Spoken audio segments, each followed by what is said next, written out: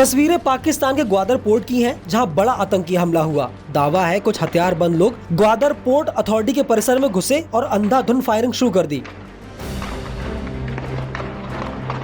जवाब में स्थानीय सुरक्षा कर्मियों ने भी फायरिंग की, जिसमें 8 हमलावरों के मारे जाने की खबर है।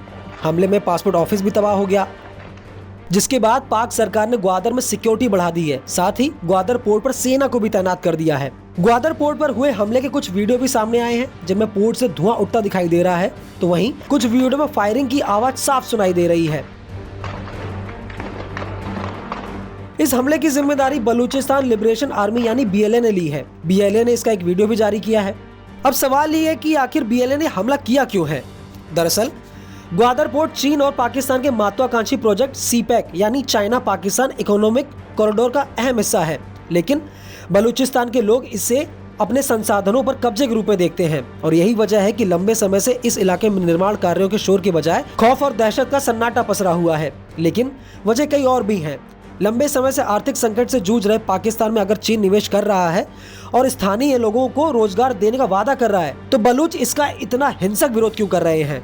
दरअसल साल 2015 में CPEC की घोषणा हुई थी। इसके तहत 2442 किलोमीटर लंबी सड़क बनाई जानी थी, जो चीन के सिंजियांग शहर को पाकिस्तान के ग्वादर पोर्ट से जोड़ेगी। CPEC के तहत चीन ग्वादर पोर्ट को विकसित कर रहा है और पानी की तरह पैसा बहा रहा है। इस पोर्ट पर चीन $46 बिलियन खर्च कर चुका है। रिपोर्ट की माने तो चीन खाड़ी देशों से आने वाले तेल और गैस को बंदरगाह, रेलवे और सड़क के जरिए कम समय और कम खर्च में अपने देश तक पहुंचाना चाहता है। 2015 में वादा किया गया था कि CPEC के तहत ग्वादर पोर्ट को एक नया रूप दिया जाएगा, लेकिन पाकिस्तानी अधिकारियों पर भ्रष्टाचार का आरोप लगाते हुए चीन ने इस प्रोजेक्ट की फंडिंग रोक दी। भ्रष्टाचार उतना बड़ा मुद्दा नहीं है। स्थानीय बलूचों के विरोध प्रदर्शन और हमलों ने चीन को पीछे हटने पर मजबूर कर दिया है। हालांकि इसके कई और भी कारण हैं। आरोप नंबर 1, बलूचों का आरोप है कि CPEC और ग्वादर में चल रहे दूसरे प्रोजेक्ट्स में स्थानीय लोगों को नजरअंदाज किया जा रहा है। चीन की तरफ से किए जा रहे निर्माण कार्यों ने स्थानीय लोगों के जीवन में कोई सुधार तो नहीं किया, बल्कि कई लोगों की आजीविका भी उजाड़ दी। ग्वादर की एक बड़ी आबादी जीविका के लिए मछली पालन पर निर्भर है, लेकिन पाकिस्तान ने चीनी नावों को यहाँ मछली पकड़ने का लाइसेंस दिया है। चीन की बड़ी बड़ी और अत्याधुनिक बोट्स के आगे स्थानीय लोग अपनी नाव नहीं उतार पाते। इसका सीधा असर उनकी कमाई पर पड़ रहा है। आरोप नंबर 2, मीडिया रिपोर्ट्स की माने तो अब स्थानीय लोगों को मछली पकड़ने के लिए टोकन लेना पड़ता है और उन्हें इसके लिए एक तय समय अलॉट किया जाता है। ईरान के साथ सीमा पार से होने वाले व्यापार पर भी रोक लगा दी गई है, जिससे लोगों की आजीविका पर प्रतिकूल प्रभाव पड़ा है।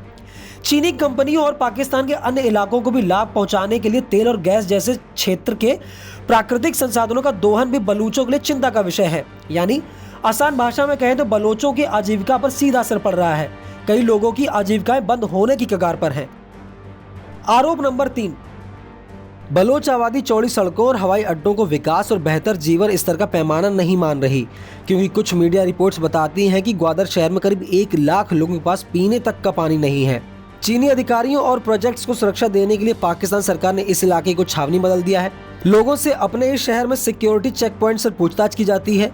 बलोचों को डर सता रहा है कि CPEC के पूरा होने के बाद चीन और पाकिस्तान के अन्य हिस्सों से बड़ी संख्या में लोग ग्वादर आएंगे और आखिर में एक बड़े डेमोग्राफिक बदलाव के बाद वे अपने ही घर में अल्पसंख्यक बनकर रह जाएंगे।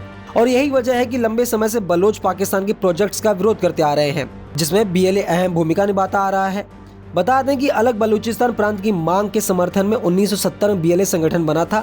जब इसका दायरा और प्रभाव बढ़ने लगा तो जनरल जिया-उल-हक की तानाशाह सरकार के दौर में इससे बातचीत भी हुई, लेकिन मसला हल नहीं हुआ। BLA पर पाकिस्तानी फौज और सरकार के संस्थानों पर हमले के आरोप लगते रहे हैं। बलूच आर्मी में करीब 6000 लड़ाके हैं, जो साल 2006 के बाद पाक सेना और सरकार के लिए बहुत मुश्किल चुनौती बन गए हैं। इस खबर पर आपकी क्या राय है, हमें कमेंट करके जरूर बताएं और ऐसी खबरों के लिए बने रहिए न्यूज़ 18 इंडिया ओरिजिनल्स के साथ।